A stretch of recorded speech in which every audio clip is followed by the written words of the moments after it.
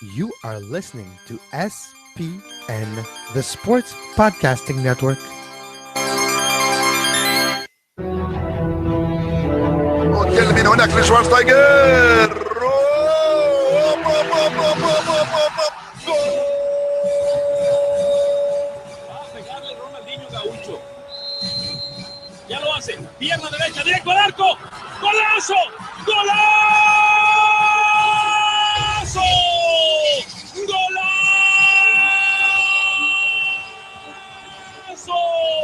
¡Golazo! This is Soccer Today, live on SPN Radio, your new live show about the beautiful game in all its glory, with Duane, Rollins and Kevin Laramee. MLS, EPL, La Liga, Champions League, all is fair game.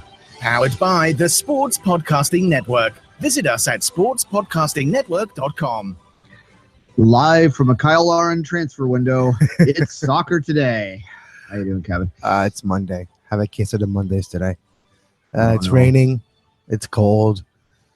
It's losing, apparently, too. That's how Montreal does thing, apparently, in the last few weeks. So, yeah, I have a case of the Mondays today. Oh, dear. Yeah, the weather took there's an old crude saying that goes, hooray, hooray for the 1st of May, outdoor something starts today. No one would be doing that outdoors today. It is 4 degrees Celsius here, which is a lot of not very many degrees Fahrenheit for our American listeners. It's very cold up here. It's like 39, 40, something like that. Yeah, it's not very nice. We'll talk very briefly about this at the end of the show. My League One Ontario experiences this weekend. No, it's not going to be our weekly thing. But you jinxed it in the show last week, Dwight, saying, "Oh, it's nice now. It's sunny, so I might have a nice game." No. I could not feel my fingers. I literally, because I have to type, right? And I have my laptop out there, and we have a canopy over us, but like it's we're not exactly in world-class stadiums here. It's not a press box. Let's just put it that way. It's a press tent. Yeah. So my laptop was soaked. I had to get a towel to wipe it off, and I couldn't I had to type with one finger. Like I don't type very well anyway, but I usually use two, but just down to one. That's a lot of improvement. Couldn't feel anything, so it was pretty bad. At least it wasn't so bad on Friday when the TFC fans were at the stadium. It was a decent night out there, and I'm looking just the next 36 hours. It's going to get up to 13 Celsius here. Yeah. This is not a weather report podcast though, so we'll move on from this. But not a very nice day. No, but the weather right now in Montreal pretty much explains how I feel right now too. It's rainy. I'm tired. It's Monday morning, and yeah. Yeah, well, usually what happens is that Montreal gets the weather, Toronto gets the day after, right? So I can imagine what you're getting today. Usually the weather moves that way. So there we go. There is something else that's moving, Kevin, and that would be a player from Bologna to the Impact. We've talked about him before. Oh, we've been talking about it for months now. Yeah, exactly. Why don't we talk about him some more, though? Because there was a report of today. Was Dazemi, that's how you say, right? What?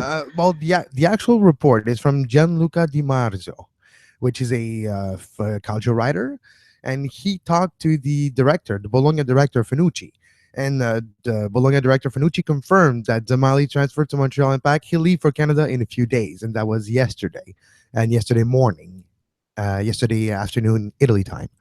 The Bologna is now safe, and they're guaranteed to play in Serie A in the next season, so his job in Bologna is done, and now Montreal really definitely need him badly. Well, precisely. Talk a little bit about the player himself from what you've and you observed. Again, we have talked before. It's been a couple months now since we really talked in detail, though. So remind people a little bit about this guy. Highly skilled defender, Swiss international. He played in last year in the Euro. He played just a few weeks ago in the international break. There were the World Cup qualifiers for his country as well. Zamali, a little deeper midfielder than Nacho Piatti, but it'll be interesting to see how he is used in Montreal. His skill set could be potentially used for him as maybe a 10, maybe a little deeper, but a lot of great passes. Not the most prolific goal scorer, but that's not his forte. He did score a lot of goals this year for Bologna, though, more than usual. And it's interesting to see if he's going to be used in a more offensive role with Montreal. He is, though, a midfielder that's helpful to out that transition. What Montreal's been really lacking this year so far, if you look at the amount of fouls, especially in the midfield, it's amazing. And what that tells us is the lack of transition to get caught sometimes, and the foul helps break the rhythm. Yeah, so it gives them a chance to resettle.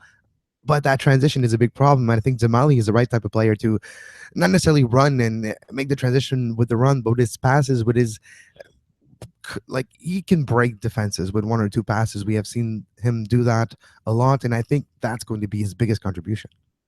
All right. I know Montreal fans love it when I compare players to Toronto players, but we'll do it anyway. Do you think this guy has a chance to sort of play a Michael Bradley-like role for the Impact, sort of that Well, in between? that's kind of like he played that way for Bologna, a little higher than, because depending on which game, Bradley sometimes is very, very deep, sometimes a little higher in the midfield. It'll be similar to when Bradley plays high. That's how Okay. it's not a 6, because that's why I didn't say that. I don't feel it's a 6. I don't feel he's the type of player to play just right in front of the defense. But for the way the defense has been playing for Montreal, maybe that's what they need. I don't know. But I feel his role will be a little bit more offensive. So similar to Michael Bradley when he plays a little higher. And not as much as a Namaron or a Piatti, but still higher than a 6, but not necessarily a 10. So wouldn't say an 8, because that's not what it means. But yeah. Yeah, well, the numbers, we sometimes get caught up in them anyway, but you're exactly right. It's hard to peg a number on Bradley either. I think he plays closer to a 6 at times, but Exactly. Well, exactly. But for Montreal, Donadel would be the 6, right?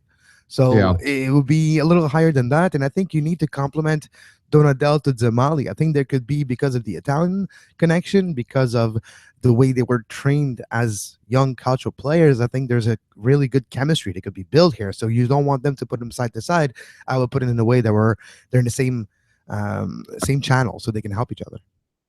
All right. And well, you mentioned Donadel, you know, other players there. Who do you think that he'll be likely to be bumping out of that starting lineup? Because we assume he'll start. Bernier, if not Bernadello. One of those two, depending on what formation is used for Montreal, will be the victim of less time playing because of Damali. That's how I see it.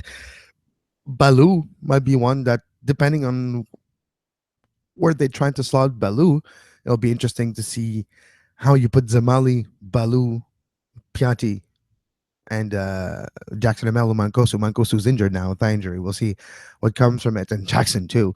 Bad cramps on Saturday.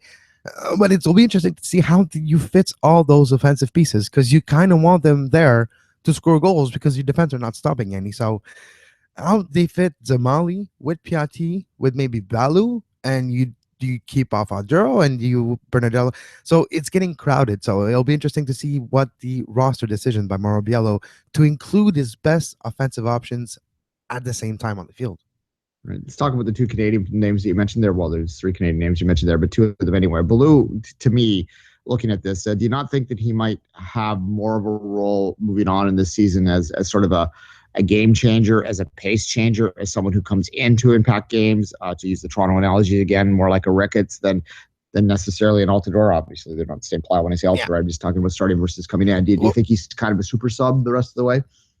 Yes, he could. He has performed well, though, from start.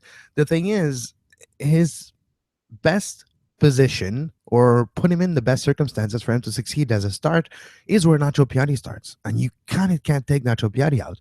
You don't necessarily want to put the pressure of being, quote unquote, a 10 or a central attacking midfielder for Balou, because there is some more defensive responsibility in the middle channel to make sure you don't do too much turnovers and don't create odd man rush.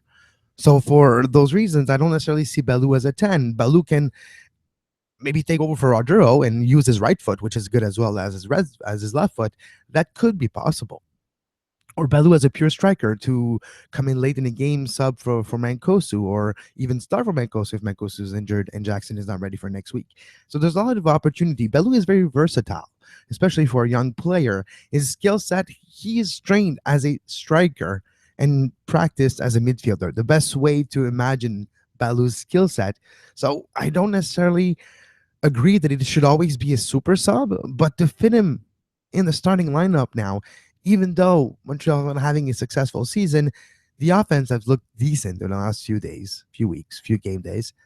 So how do you fit all those pieces together? And that's what, with the arrival of Zamali in the next week, probably, How do you fit Zamali and Piatti? Because you want that. You want Donadel behind Zamali, and you want the pace of Arturo to start games, even though he's on a slump this year. Is that where you put Balu? Is it even there? You need to make him maybe practice more of that position. So there's a lot of puzzle pieces to have answers on, but injuries again with Mancosu now could maybe give Balu a chance to start up top, depending on how Jackson and Mal feels with his cramps. Yeah, those cramps were a bit scary, but Well, it looked like he destroyed his knee, but no, it was cramps. Yeah, no, I remember watching that, being a little concerned for the young Canadian when it happened, but it does seem like that it was something that he'll recover from pretty quickly. Let's talk about Father Time quickly here. What is Bernier's role with this addition when he comes in? Is he, is this just an opportunity, if you look at it, really just to rest the legs a little bit more, to start him a little bit more the rest of the way, where they were relying on him a little more heavily early on with the injuries and just sort of, waiting for him to show up? Lack of better options and the way he plays, he needs to be on the field. But with Zamali, you might want to save leg. Maybe not want to have Bernier be that box to box. Maybe you leave that to Zamali. Maybe Bernier is a little deeper. Maybe that Michael Bradley. Maybe the guy next to Donadel. And the one in the triangle, if they go back to that from the 4-3-3 earlier this season, or 4-3-2-1, 4-2-3-1, depending on the actual way the game unfolds, and you have overlaps and all. I see Bernier and Donadel in front, but then you want Bernadelle involved too. So it becomes really crowded. Unfortunately, I think there's going to be fortunately, I think there's going to be a rotation. Unfortunately, because you want chemistry to build quickly with Zamali to turn the season around, and it's actually positive that he might be coming earlier than later because Montreal needs them, but you can build up to peak late in the season. And that's why I'll talk later in the King review, where I'm not pressing the panic button yet. Yes, it's only 1 win, 3 losses, and 4 draws, but you're looking at a team that's not too far away, and we're still we're in May now. You never panic up until July in Major League Soccer, but there's a lot of pieces, and unfortunately I think Bernier will have some playing time reduced, maybe subbed in later on in the game in the first few weeks for Zamali to come in, and then the role will be inverted and Zamali would start, and Bernier coming in probably at the 70th for Zamali to manage Zamali's minute at the beginning. There are a lot of pieces, as you mentioned. One thing you have to think of in a league like MLS, when you have a lot of similar pieces, is whether there might be one that could be moved out to bring in a complementary piece somewhere else on the pitch. I'm talking about a trade here. If they were to move someone, who would you think that might be, and what kind of position would they be looking to get back? It's Callum Malice would be an asset that Montreal maybe would be more appealing to other team, and Montreal could get something out of. Let's just name the midfielder off the top of my head right now, Duane. Let's start with Nacho Piatti, Dominic Arturo, Balu. Then you add Zamali, Donadel, Bernadello, Malice. That's 7 name right here for 3 to 4 to 5 spot, depending on how you set up your team. So it's a lot of pieces. And if you look at how Major League Soccer thinks, how other GM thinks, and a highlight package that you can do and sell him properly, I think Callum Malice could be the name that's forgotten. And even though sometimes he's a scapegoat in Montreal, the way he looks nonchalant on certain plays and the way he got beat a few times over the last few years created like a cult anti-Malice feeling in the supporters fan base. And it's unfortunate sometimes because he's better than the way that sentiment describes him. But Callum Malice could be that piece that get moved to make some space, because then what's going to happen, few players won't be here next year in that midfield of Donadel, Bernadello, Malice, Bernier. And then next year you can have new pieces coming in, which wouldn't make sense. So if you trade a Malice, you'll actually create another spot for next year. And then when Bernadello, Piatti, whoever leaves, a big salary chunk leaves, and you have more time and more money to do the recruiting that you want. So I wouldn't be surprised to see Callum Malice dealt for the Montreal Impact. All right. We'll leave it at that. We'll pick up with the Impact a lot more in the Canadian review, obviously, with the game against the Whitecaps and another loss there. There are some concerning signs with the Impact, but as you say, only 4 points below the red line right now. No one is really out. Even the Union are out if they were to get hot. I just don't see how the Union are possibly getting hot. We'll leave that well enough alone for now, though. We'll take a quick break and we'll come back and we'll switch our attention to England for the next block.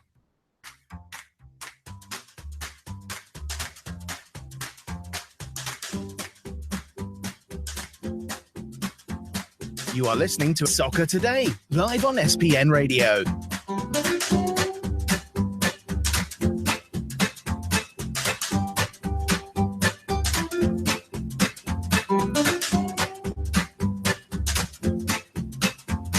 Visit sportspodcastingnetwork.com for more. Say Tottenham Day. Yeah. No longer. Doesn't exist anymore. And Wenger out is still going strong, Duane. And this performance by Arsenal is not going to put that protest to rest. No, we'll call it say Wenger Day. Basically, Arsenal well finished below Spurs for the first time since I believe '92 or something like that. It's been a long time. It's been the lifetime of some of the players that are currently playing at elite levels right now. Seems surreal. Look, we've talked about Arsene Wenger a lot in the recent days. A lot of people have talked about it. Arsenal Fan TV basically exists primarily to just scream about him at this particular time.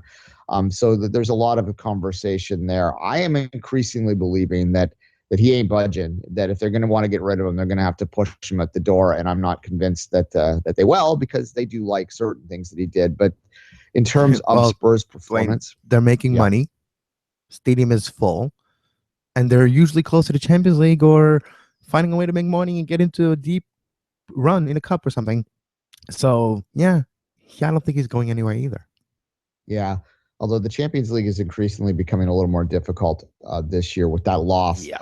They are, well, potentially, if you think about Liverpool could pull almost insurmountably ahead today.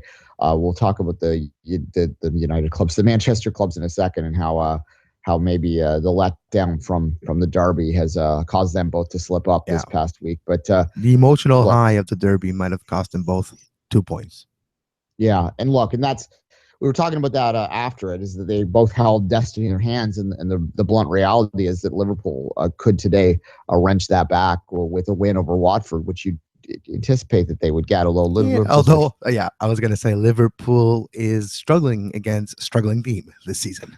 Yeah, it's well, in Watford, the only thing about this is the funny thing about this time of the year, when you handicap teams like Watford that are safe but aren't chasing anything, it is sometimes the half the head is on the beach type thing can make these games a little easier for teams that are chasing something down the stretch. That's why you see great escapes and things like that, because they'll play these mid-table teams and they don't care. The mid-table teams don't, and the teams that are chasing relegation or chasing against relegation or chasing the Champions League spot or chasing a title can just railroad them at that point. So I would anticipate Liverpool to win that game today, but certainly, to finish, go back to Arsenal, I guess, to finish that.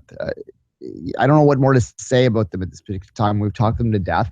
As I said, if he sticks around, it'll be very interesting to see at what point some of those signs turn into empty seats, and I think that's really the only way that they're going to be influenced. A sign that says Wenger out is it's become a meme now too. So, and I think that they realize that half the Wenger out signs are just people joking around.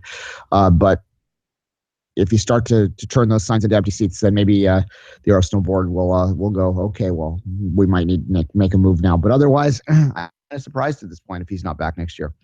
Yeah, no, exactly. I still feel we'll have a year extension, and we'll see next year what happens with him. And so that's how I think that situation is going to unfold at the end of the season, which is coming quite soon. But the end of May will be important for Arsenal with the FA Cup. But looking at now, Duane, Manchester, you mentioned both draws, 2-2, 1-1. And it was interesting where Swansea and Man United, Swansea is still they're battling for relegation. They want to create that gap and be safe, and they needed those points or that point. and United didn't get the opportunity. And it seems the same for City. Aguero, with the injury, might be troublesome for City. And well, a lot of people are talking about today, Dwayne, especially in England, about how Guardiola's tactics for this weekend against Borough, right? We're a little bit off. Well, I don't know. I think that it's become almost an easy target. It's people like tall poppy syndrome, right? Is the phrase that when someone sticks their head too much above the surface, you cut their head off. That's a tall poppy. You cut the tall poppy's head off. I think that a little bit of what's happening with Pep right now is that the media and the public built him up, and now they'd like to chop him down. And this idea that it's his tactics or it's his approach to games or all that is just a real lazy narrative in a lot of ways. The simple truth is with City is that their players got old and they're not as talented as they were a few years ago, and they can't play the system that he wants to play. He has some blame, for sure. We've talked a lot about forcing Joe Hart out and bringing Bravo in, and well, it's Willie now because Bravo got hurt, but that I think was a major mistake, and we've called him out on that. But in terms of like the day-to-day tactics, it's such a simple and easy narrative, and as I said, it's chopping the head off of the guy that got a little too tall or a little too big for his britches, and you want to bring him down. That's just the nature of human nature, right? So I don't necessarily buy that. I think that a more reasonable explanation is, again, you have a desperate team that you're playing. They're trying to get out because they need every point they can get. They're playing above their head. Teams will play up for big clubs too. You're coming off a derby very recently. I mean, there was not a lot of rest. They played the derby on Thursday, for God's sakes. That's very rare that you will play a Thursday-Sunday turnover, right? That doesn't happen very often. Yet they have, other than Europa League teams. And then this is a situation that City hasn't dealt with all year, and they got caught a little flat. That said, you mentioned Aguero's injury. That been a brilliant player for the club, but he's also been made of glass. So it's not like City hasn't dealt with an Aguero injury before. But the more positive spin to that game is Jesus, who even in he's just been back for a couple games. He did score the goal. He was a centimeter offside. But so it just shouldn't have counted, and it didn't count. But I mean, he finished it right against United, and he gets the goal. And he created the chances, right? He created the chances and the movement and the excitement that we have seen just before his injury in his short first go around with the club, right? A few months ago, remember in his first presence, he almost scored 3 goals and 3 touches. So that was kind of insane. There was 1 goal and 2 missed, so in 3 touches in his first presence for the club. So that was interesting. But yeah, I do feel that this might be a blessing in disguise for the roster selection, the starting 11 selection for Pep, because now people were like, okay, so how do you put Jesus and Aguero on the pitch both at the same time? Aguero deserves respect for his work for the club and he was doing the job, so it's hard to take him off. But the injury decides who's going to play now, and I think it's a blessing in disguise because Jesus can bring that excitement and that enthusiasm to end the season that might be some part of the club are missing because of that last 2 games. Yeah, and look, Aguero has lost a step over the past year or so too. He's still a very good player, but he's not the brilliant player that he was back in 2011, 2012 when he first broke in. I mean, sometimes it's hard to remind yourselves that 2011, 2012 were 5 and 6 years ago, and that's a long time in a player's career. And you can, as a striker, particularly a striker that relies on quickness, that can make a big difference. So the bottom line is it is time to start evolving into the Jesus era, because it is quite clear that this is a very brilliant young player that City has found, and that if you're going to criticize Pep and you're going to criticize the recruitment of Manchester City, you've got to also compliment them when they get it right. And it's pretty clear that they've got this guy right, and as long as they can keep him healthy. And the issue with keeping him healthy is to keep him from, he's a wrecking ball out there. So you want him to try and rein him in a little bit. Well, he's like playing like 110%. You want to dial it back to 90, right? For longevity's sake. Like, even if he plays not all out all the time, he'll be a level above majority of the players on the pitch, but he might have a little bit more longevity, a little bit more gas in the tank for 90 minutes. That's what we haven't seen him perform at that level for 90 minutes on a constant basis because of injury, unfortunately, a few months ago with City. And that would be maybe a wise decision. But you mentioned the recruitment and how they did it right with this player. Yes.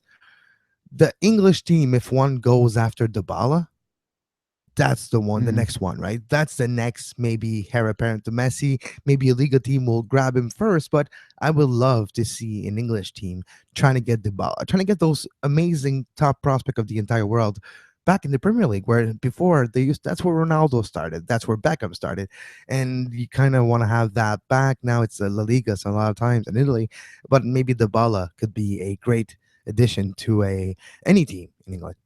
Well, and he's been linked to several clubs, including both Manchester clubs, and both Manchester clubs appear to have a lot of money in this summer. And they are going to be Manchester, for better or worse, is often where to watch in the world of football because of the money that can get spent there and because of United's history and City's resurgence. And I think this summer is going to be a very intriguing battleground. United next year, look, only 3 losses on the season, 14 draws. It's hard for me to say this, but when you look at that 3-loss situation and you know that Mourinho is going to put reinforcements in there and he's going to patch a few things up there and repair the attack a little bit more. I think they relied a little too much on 34-year-old legs for most of the year, that it's dangerous to think about what they might be able to do with just a couple reinforcements next year. He has taught that team how to not lose. If he can teach them how to win next, which is to convert, just think about that. If they converted even half of the draws that they had this year to 7, they'd have how many more points? They would absolutely be there battling for the top. So that's an interesting team for 2018 for sure, and 2017, 2018, I should say, and City as well, because you got to assume that they're going to spend a lot of money. But right now, which one of those is going to make? Only one of them, I think, is going to make the Champions League, particularly if Liverpool wins today. And in fact, I'll go even further. If Liverpool wins today, I think Liverpool has the front foot to capture one of those last 3 spots. Or 2 of the. There's 2 spots up for grabs with 3 teams, 4 teams. If you want to include Arsenal, I think Liverpool gets the win today, and you can almost, I don't know if pen it in, but you can pencil it in as them grabbing one of them. And that would be quite an accomplishment, Liverpool back in the Premier League, if that is the case. And then you have the question of which Manchester club grabs the Champions League spot, which one grabs Europa League, and what does Arsenal do? And that will be interesting. But at the top, still clear 4 points because Tottenham did beat Arsenal, but Chelsea did win as well. 3-0 Sunday, yes. And now Chelsea is... It's not sure. It might be down to the wire, but at least they're still top of the Premier League. Yeah, well, it's not going to be. It can't be clinched for another 3 weeks anyway, unless, even if Spurs were to lose the next 2 games. They would need to lose, and Chelsea need to win, Yeah, so that would almost do it right there. Let's look at the bottom quickly to finish it out. I've called them the cockroach of the Premier League. Because you just can't seem to kill them. They finish 16th, 17th every year. They will not be finishing 16th or 17th this year. Bye-bye. Sunderland has gone down. The relegated official, David Moyes, has failed this season. Yeah, and look, it was coming for quite a few years. I don't think anyone can deny that they just didn't have anything this year. 23 losses, only 5 wins on the year. 23 losses. That's difficult for any club to overcome. The problem with Sunderland at this particular time, like any club that's sort of hovered in that 16, 17 range forever and then finally does drop, is how quickly they can get back up. They can fall for a long time, sometimes these clubs. So that would be the danger that they have. They're going to have to spend very effectively in the summer in a way that makes sense for the championship, to find players that can excel in the championship if they're to come back up, because I'm not too sure that if you just send that team down right now, the way that they are, they're fragile. Yeah. They're not going to keep Defoe. If they lose Defoe, they're going to have to replace it. Well, they are going to have to replace him in some way. I cannot see Defoe staying in the championship, not for Sunderland. He doesn't have enough loyalty there, and he's not a player that really, is loyal anyway. So I was going to say, where was he ever really truly loyal outside of maybe Tottenham? Yeah, exactly. So I can't. Which is maybe where he's going to go back for last stint, maybe as a sub striker or something. That's been in the rumblings last few days too. Exactly. So I will be curious to see how they handle the summer. It's going to be a very, very important summer for Sunderland, because if they don't reinforce well, they could be in for a long stretch outside the Premier League, in my opinion. We're talking 5-6 years. They're big enough that they'll eventually find their way back up, I think, but it might be a bit of a walk in the wilderness until that time. And just to finish quickly, Duane, Borough looking like they're going to be the other team. There's a gap, though. They have 28, 32 for Swansea in 18th, and Hull at 17. But this run that Hull's been on under Marco Silva, I don't see Hull losing, and Swansea, it's going to be difficult. Crystal Palace might be the safest team that's still close to the relegation battle because of their very difficult schedule, but they have performed well really in that difficult schedule in the last few weeks. So I think it's going to be between, well, it's almost, I wouldn't say guaranteed, but if I was a betting man, I would bet that the three teams right now in the relegation zones are going to be the one relegated. And that's unfortunate for the Wales fan of the Welsh of Swansea and Borough. But yeah, I think they're both going down. It's unfortunate because Swansea was almost a top 10 team a few years ago with the likes of Michoud, and it's sad now that the Swans are going to swim to the championship. Yeah, Michaud and Bonnet, they both had a lot going on there, and once they lost those, they never really replaced them. At least we'll get the Welsh derby back, though, if they go down the championship. I suppose that's something. No, real quickly, a final thought on that. Yeah, Hull, I wouldn't quite call it a great escape because they didn't do it at the last minute. But if you think about how poorly they started the season, and then once they made the change there and how they've effectively just been a better team. And we had conversations about this in the fall, talking about how we thought that they were better than they looked. And I remember that game against City where they lost by 1 goal, but they actually looked dangerous and they had like multiple chances and just missed by like a foot. Yeah, precisely. So if they do manage to hold it off, then it'll be a somewhat good escape, we'll call it. All right, let's take a quick break. Come back. We'll come up with a Canadian review.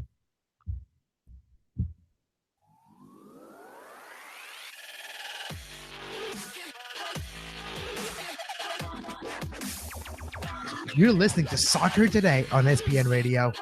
You can find the on-demand version of this very show on iTunes, Stitcher, Feedburner, Podbay Player, Podbean, anywhere you get your podcasts under the Sports Podcasting Network feed. Subscribe to our YouTube page to make sure you never miss a live show talking about soccer today, the MLS postgame show, open lines after dark, 5 rings daily during the Olympics. Make sure you subscribe and give us a follow on Twitter at SportsPodNet and like our Facebook page, facebook.com/Sports Podcasting Network.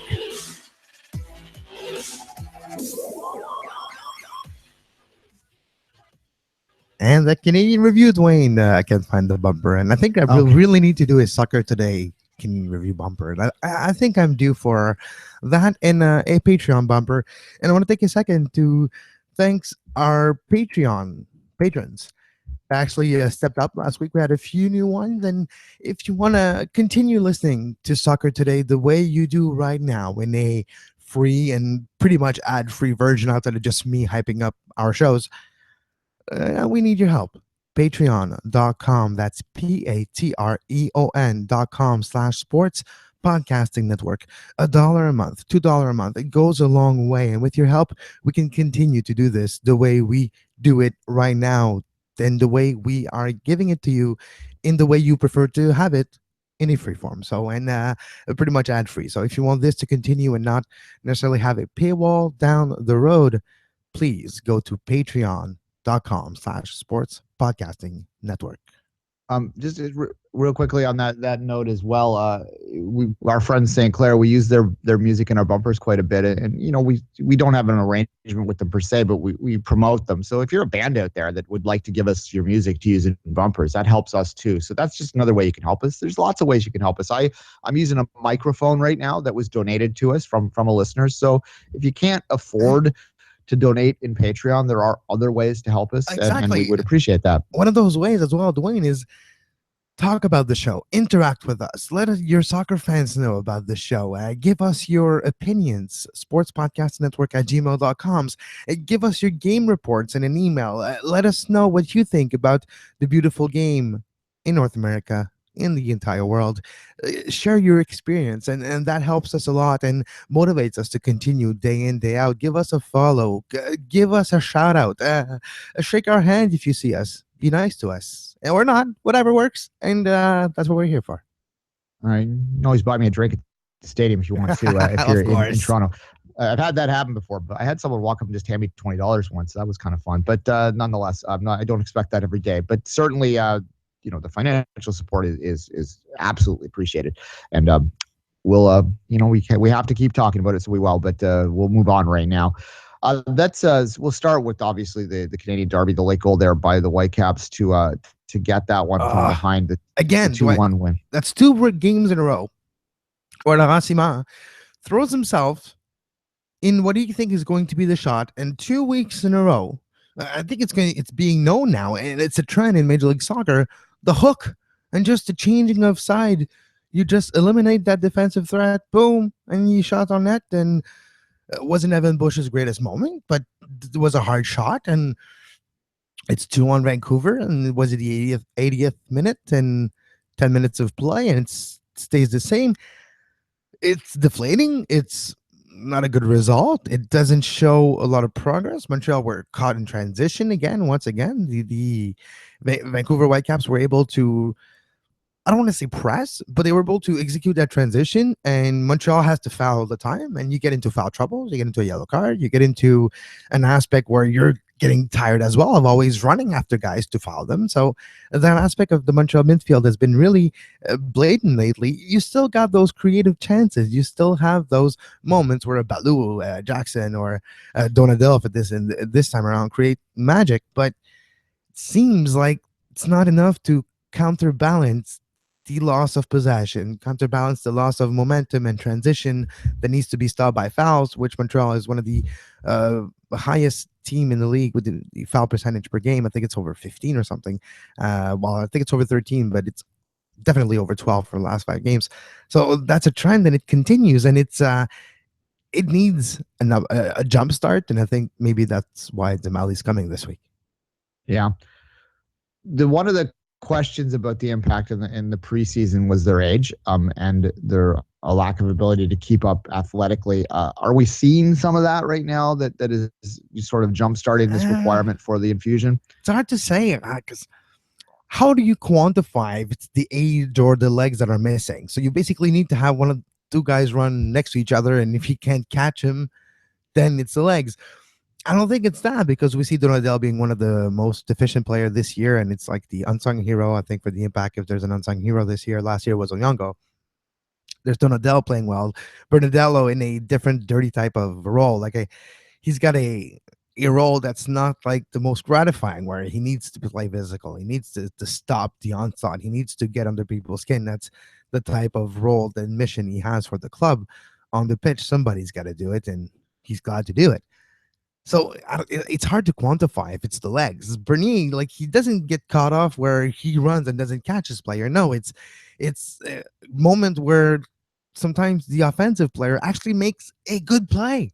And how do you quantify? Is it the age? Is it just the other guy did something good? And we see more of this in this league with great players. And I use Atlanta, even though they lost 3-1 in the weekend to DC. It's an example of the quality of midfielders and quality of attackers in the league this year, especially in the Eastern Conference. And when you get burned, it's not always because, oh, I'm old, or, oh, I lost a step. The other guy could be really good. So it's hard to quantify and put an actual reason why Montreal is having difficulty defensively. Of course, the injuries and the different choices by Mauro Biello due to injuries for the backline. I think only twice this year Laurent Simon played with the same 4 as a defensive backline. So that's been a big problem for the club, and it continues with the Cabrera injury, and the Camara was missing, and so you have a lot of question in the depth of the defense. On paper, before the season, Montreal technically was supposed to have one of the best defense, and it clearly hasn't panned out, and it's one of the worst defenses in the league right now. a lot due to injury, unfortunately. Yeah, 14 goals against so far, -3 in the differential. Those are problematic stats for sure. The Boo Birds were out at the end of the game, and I was told by Impact fans that they were mostly booing Onstead and the referee for not sort of speeding things along at Well, the yeah, end. But David Usta was acting there late in the game and creating a lot of. It got chippy. Like it got heated in that game. Like yeah, so when your shoe gets undone, you have to get it done up very slowly. It's all good. yeah, Anyway, and you untie it once and you retie it just to make sure that it was tied properly. precisely. Hey, I mean that's the No, game. you have like a routine where there's players that is like 5 times just to make sure that they're wasted the most amount of time possible. Exactly. In the defense, the keeper does have to have his shoe tied up by someone else because you'd have to take your gloves off otherwise. And if you take your gloves off and they're all taped and all that, and your hands, it would take much longer. So we will defend him there a little bit. But how long till the Boo Birds actually come out for the Impact? Because that 0.88 points per game, only one win on the season. As I said, the -3 on the differential.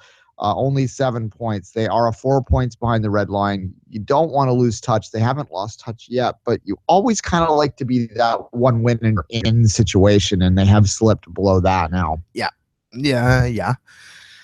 It is difficult to find why some players, this team as a whole, hasn't executed the way we thought they would.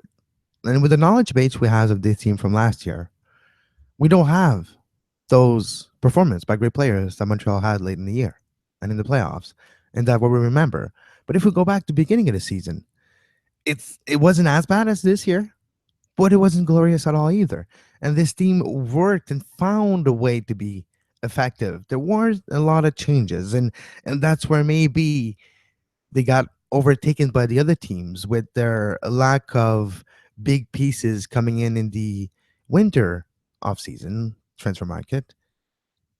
The other teams surpassed them in their lineup quality and skill set. Is it that?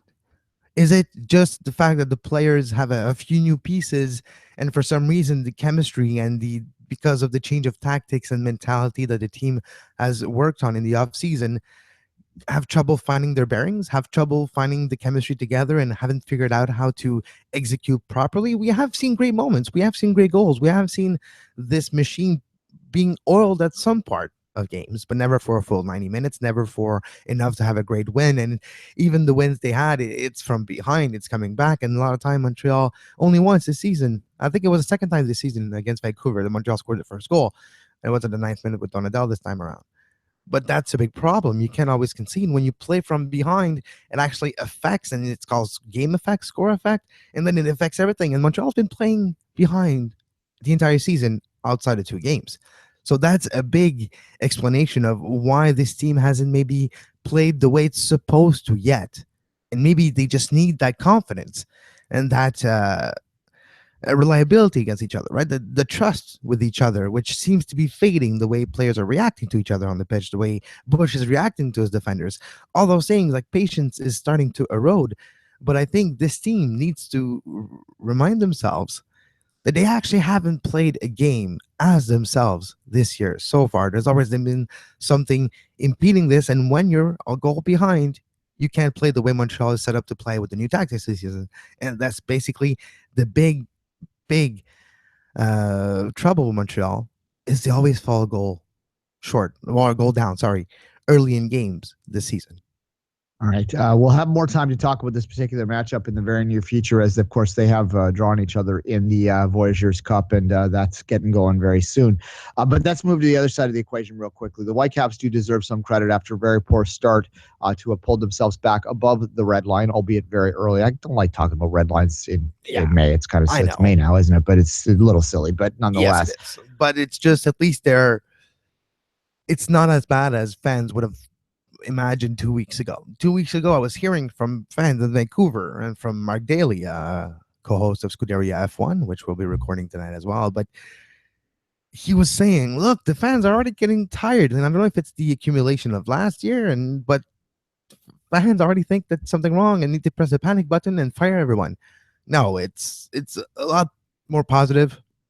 Montero, Teixeira, Hurtado when he's back. Those players having a great impact for Vancouver, and they're actually creating a lot of chances. And Davies continues to be Davies, and used correctly, he's going to be the dark horse in the Rookie of the Year. I don't know if he's still. No, I think he's eligible this year, is he?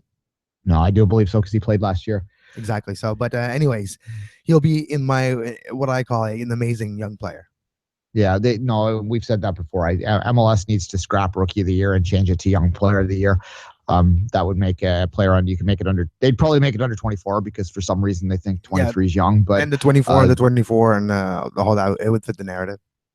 Yeah, so you could do that. The under 23 player, the under 24 player of the year, which I'd still say it should be the under 20 player of the year. But nonetheless, we'll move on from that. But the only problem with the Whitecaps, although they tightened it up a bit, obviously against the Impact, still allowed a goal though. 14 allowed on the season. They're not quite Minnesota United, although Minnesota United improving lately. But yeah, they only lose by 1 goal or win by 1 goal now, so it's not too bad.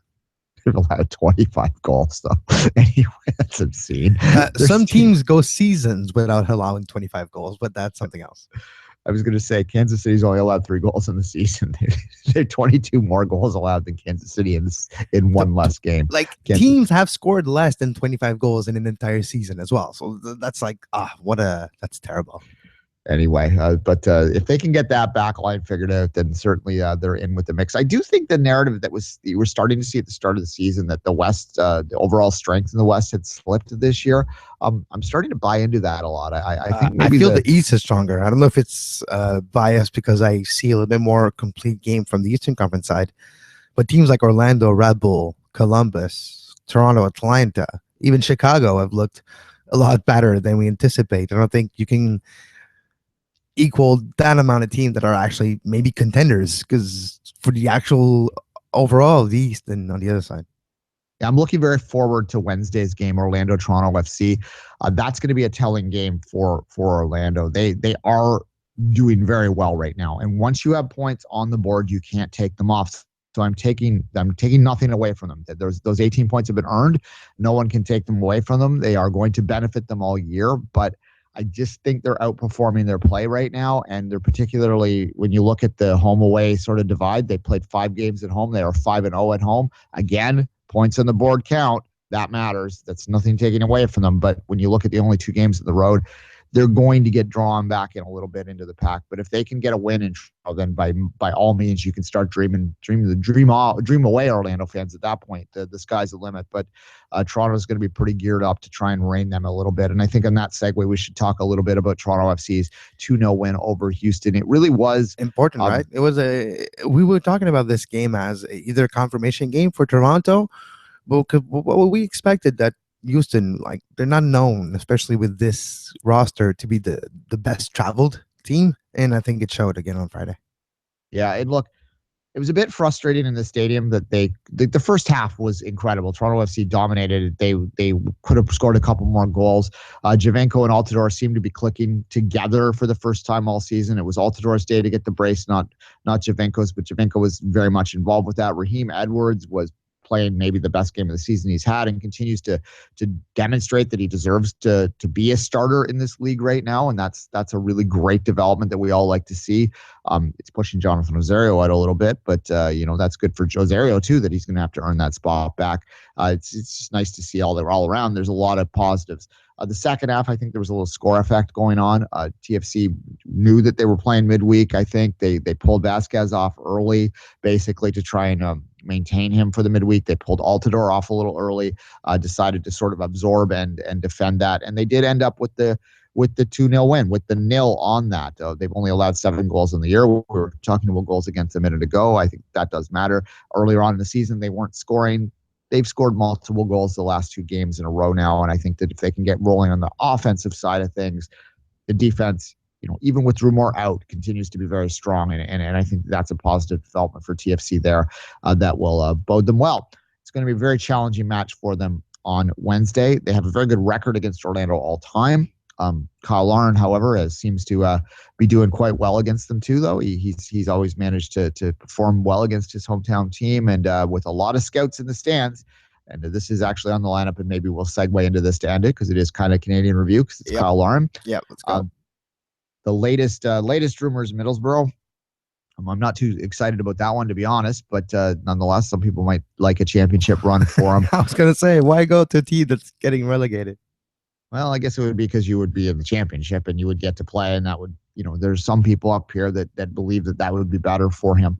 I still would prefer to see him in a top flight somewhere. I think he has the talent to play in a top flight now, not later.